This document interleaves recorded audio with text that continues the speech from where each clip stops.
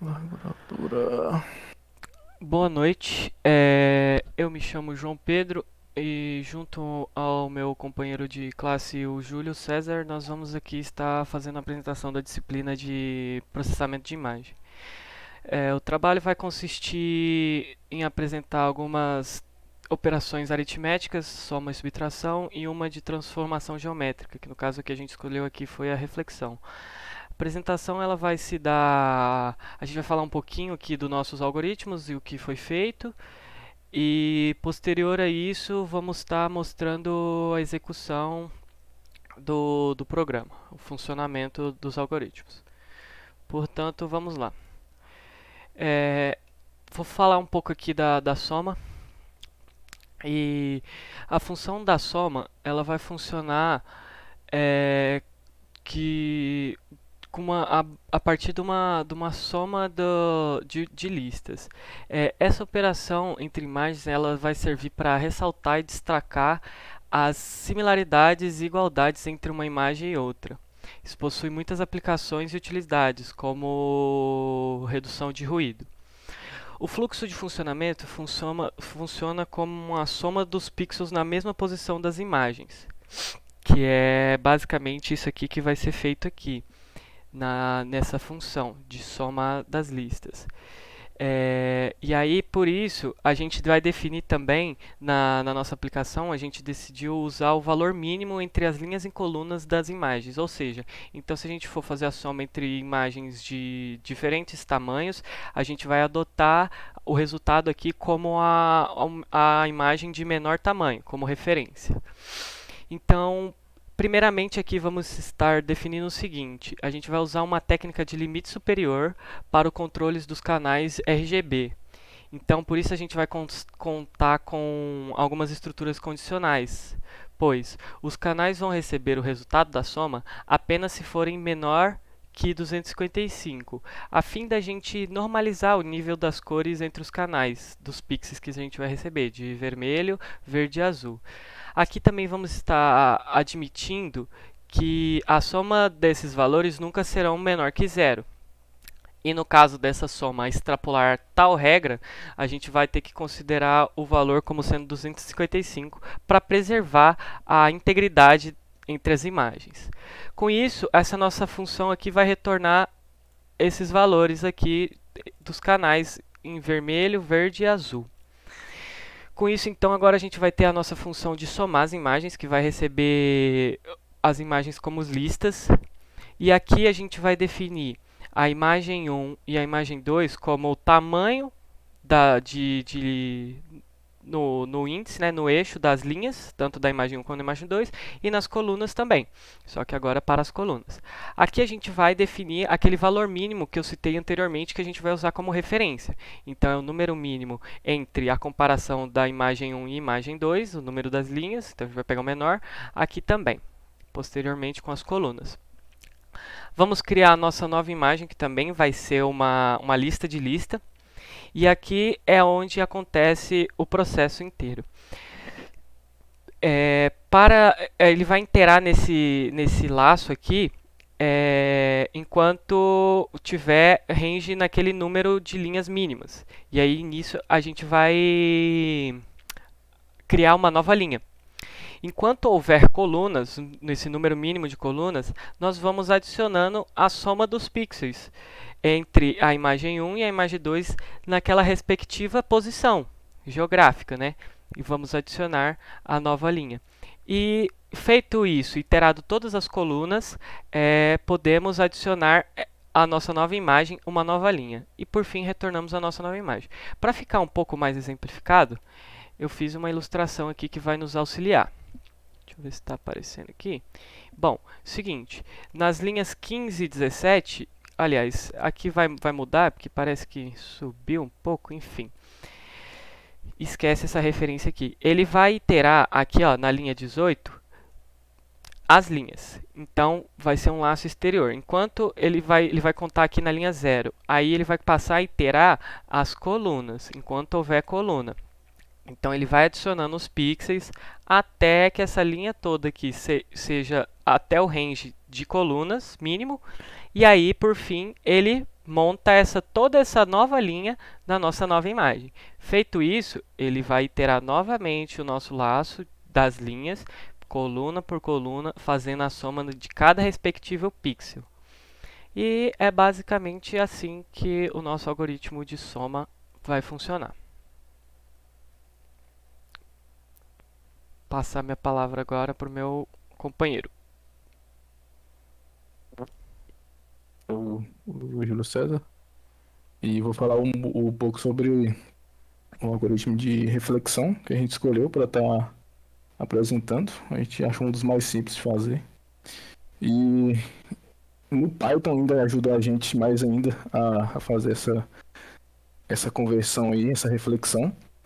No começo, a gente abre a imagem. Nesse caso aqui, a gente seta a imagem na mão, porque eu tinha feito separado com ele, aí a gente só juntou só para fazer, questão do tempo. Mas a questão de colocar a imagem na mão é só questão de ajuste. A gente abre a imagem, a gente pega o tamanho dessa imagem, ali na linha 38, e a gente inicia uma nova imagem com, a gente utiliza o Perl lá, e a gente utiliza essa imagem para passar o módulo. A gente escolheu o RGB, porque tanto faz a gente passar ou colorida ou preto e branco, então a gente já escolheu o RGB, e a gente passa ali o tamanho da nossa imagem. E logo em seguida, a gente percorre toda essa imagem, que é a matriz no caso, e a cada pixel a gente chama a função de reflexão, passando a imagem, a nova imagem e a posição atual da matriz, que seria a imagem atual. Abrir para nós. Na função de reflexão, como eu tinha dito antes, o Python o Python age bastante, que consiste no quê? A reflexão. A gente tem uma imagem e, como a gente sabe, uma imagem é uma matriz. Para a gente fazer a reflexão dessa imagem, a gente pega um pixel que está vamos dizer, um range ali entre um vetor. A gente pega o primeiro pixel e passa para o último, e assim sucessivamente, até chegar ali no meio para fazer essa reflexão. E no Python, a gente não precisa fazer isso na mão, porque ele já entende que quando você coloca que o tamanho do vetor, se o vetor é 10, o tamanho do vetor é 10 e a posição 1, respectivamente a posição 1, se a gente colocar -1, o Python já entende por si só que ele é a posição oposta dele lá do outro lado da matriz. Por isso, ficou bem fácil a gente fazer aqui com o Python reflexão. E aqui a gente já, durante cada pixel lá no for, a gente faz a reflexão, a gente pega o x0 ali, que seria o primeiro valor ali da matriz, e a gente coloca o inverso dele, que seria a nova imagem ali refletida, e assim sucessivamente até o último pixel, tornando assim a imagem refletida. Ficou bem simples de fazer com Python. Dá um teste para nós, vamos ver se vai funcionar. Teste do que, mano? Dá reflexão aí para nós, pode fazer. E a sub? Faltou a sub, mas peraí, bora lá. Okay. Vamos inserir o endereço da nossa imagem, copiar o caminho. Vamos dar uma olhada nela aqui anteriormente, ó. A lua se encontra aqui, nosso canto superior esquerdo. Que ele está abrindo a imagem. E agora vamos dar um comando para refletir a nossa imagem. Isso aqui vai exportar automático.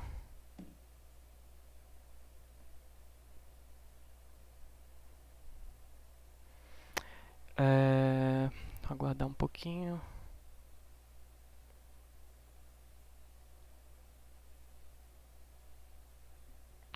Pronto, vamos ver, vamos dar uns exit aqui. Aqui temos o nosso resultado. A lua no canto superior direito.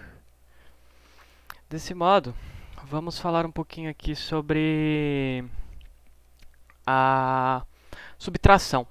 Subtração ela vai ocorrer de forma bem semelhante à soma. O que vai mudar é que não vai ter aquela verificação dos níveis, ele vai retornar apenas um valor absoluto entre a diferença dos níveis, que é para isso que funciona esse algoritmo. Ele tem a utilidade de realçar, né, as diferenças, destacar, né, entre as imagens. Se a gente for pensar na questão de teoria dos conjuntos, é algo semelhante a isso. E aqui vamos ter a nossa função de subtração das imagens, que a gente vai receber as mesmas listas, a imagem como listas, e temos aquelas mensuras, né, medição para a gente determinar o tamanho, os tamanhos, e com isso também vamos adotar o mínimo entre esses dois valores pegos aqui, para a gente usar como referência.